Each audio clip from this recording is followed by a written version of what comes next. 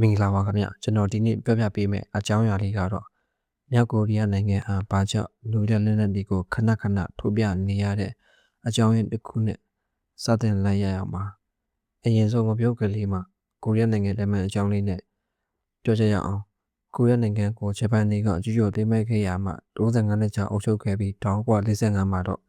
နိုင်ငံဟာနိုင်ငံဆိုပြီးတော့ကွဲရခဲ့ပါတယ်မြောက်ကိုရီးယားနိုင်ငံကိုတော့ဆိုဗီယက်နိုင်ငံကထိချုပ်ပြီးတောင်ကိုရီးယားနိုင်ငံကိုတော့အမေရိကန်နိုင်ငံကထိချုပ်ခဲ့ပါတယ်နိုင်ငံကွဲရပြီးတော့နိုင်ငံရဲ့နေမိတ်စီတွေကို38မြိုင်ဆိုပြီးတော့ကိုကြသတ်မှတ်ထားပါတယ်ကိုရီးယားနိုင်ငံအကြောင်းအနည်းငယ်ပြောပြီးဆိုတော့နျူကလ িয়ার အကြောင်းလေးလည်းအနည်းငယ်ထပ်ပြောချင်ပါသေးတယ်1945ဇွန်လ16ရက်မှာ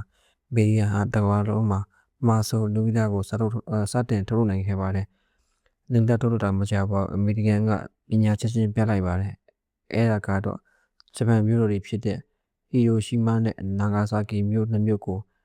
ပိုးကျလိုက်တာကြောင့်လူနေသိကျော်လေဆုံးခဲ့ပြီးကမ္ဘာခေါင်းဆောင်တော်တော်များများကလည်းနျူကလ িয়ার ဘုံအကြောင်းသိရှိမိလာကြပါတယ်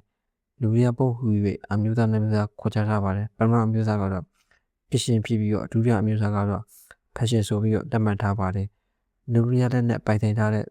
နိုင်ငံဆိုလို့လက်ချိုးရည်လိုက်လို့ရှိရင်9နိုင်ငံပဲရှိပါတယ်ဘယ်နိုင်ငံတွေပိုင်ဆိုင်လဲဆိုတော့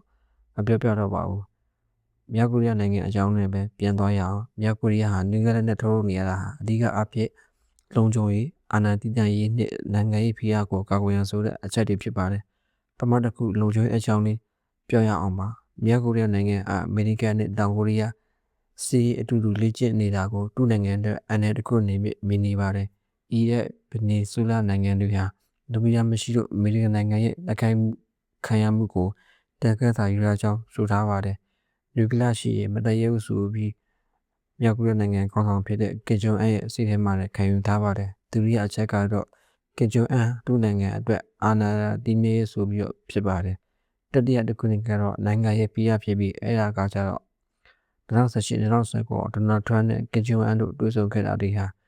နျူကလ িয়ার လက်နက်ကြောင့်ဟူ၍နိုင်ငံတကာလည်းများကဆိုခဲ့ကြပါတယ်ခင်ဗျာ